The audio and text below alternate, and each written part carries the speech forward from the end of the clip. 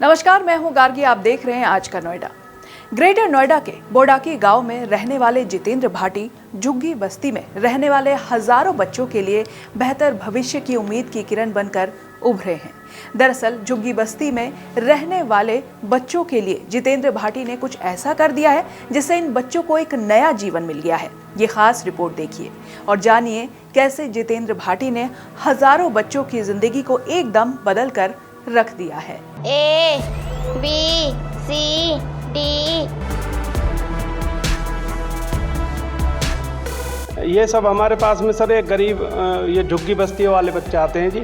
ऐसा काम करके जाएं कि जाते वक्त और मरने के बाद भी कम से कम कोई हमें याद तो करे कि कोई बंदा था। अपने घर पे अपनी जमी पे इस संस्था को लेके खड़ा हुआ हूँ। सैकड़ों फिल्म अभिनेताओं, अभिनेत्रियों, सीरियल कलाकारों से मिल चुका हूँ।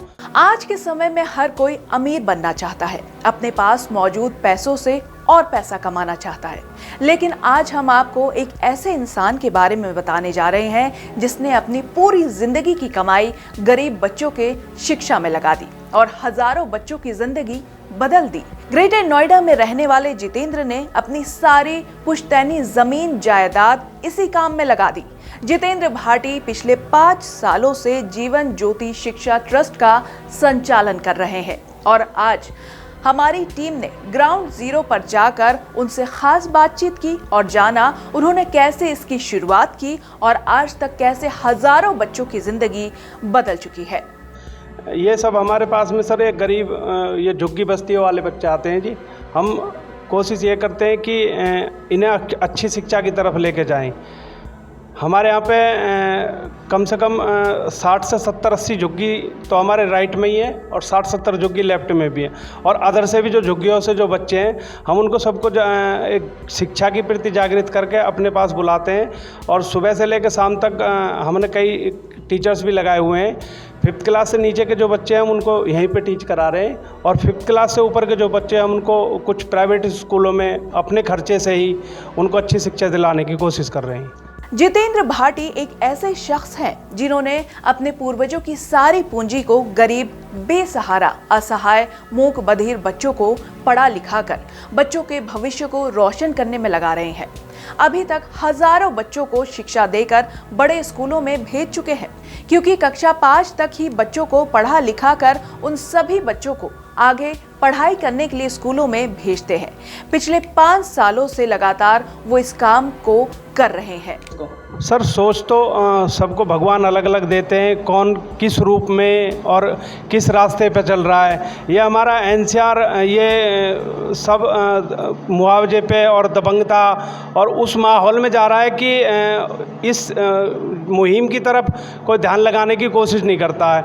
मैं और मेरे परिवार ने सदा ही गरीब मजदूर अनाथ बच्चों की मदद की है।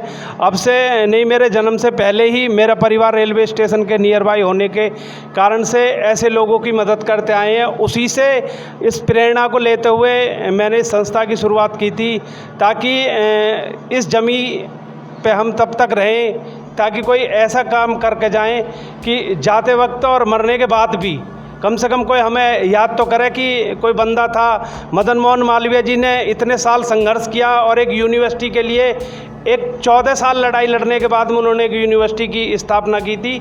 तो मैं अपनी सोच में एक यही भिन्नता और यही प्राथमिकता लेके चल रहा हूँ कि गरीब मजदूर अनाथ बच्चों के लिए एक बड़ा विश्वविद्यालय और एक मुफ्त अस्पताल खोल के जब तक इस जमीन पे हूँ कि उनको मुफ्त शिक्षा की हम शिक्षा से जुड़े इस काम के चलते जितेंद्र भाटी कई सेलिब्रिटीज से भी मिल चुके हैं।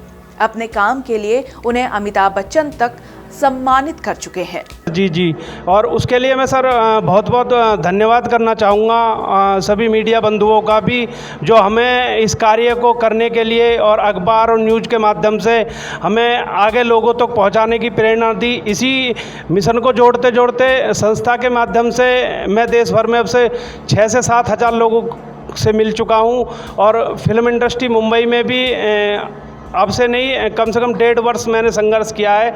वहाँ मैं अमिताभ बच्चन जी, सोनू सूद और उपासना सिंह, नीरज भारद्वाज, न जाने अन्य सैकड़ों फिल्म अभिनेताओं, अभिनेत्रियों, सीरियल कलाकारों से मिल चुका हूँ। मौजूद बच्चों से हमारी टीम ने बातचीत की बच्चे जिस तरीके से फर्राटेदार इंग्लिश बोल रहे थे वो वाकई काबिले तारीफ था।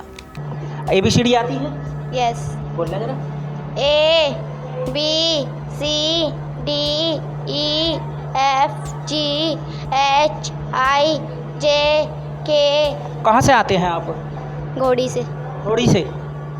कब से आते हैं? बहुत दिन हो गए। झुग्गी झोपड़ी में रहने वाले बच्चों के लिए मसीहा बनकर उभरे हैं जितेंद्र भाटी। उनका लक्ष्य है कि वो अपने मरने तक ऐसे ही गरीब बच्चों की सेवा करते रहे ताकि आने वाले समय में लोग उन्हें इस नेक कार्य के लिए याद करें। कैसी लगी ये खबर आपको, हमें कमेंट सेक्शन में जरूर बताइए। नोएडा से जुड़ी हर छोटी बड़ी खबरों के लिए फॉलो करें हमारा चैनल आज का नोएडा।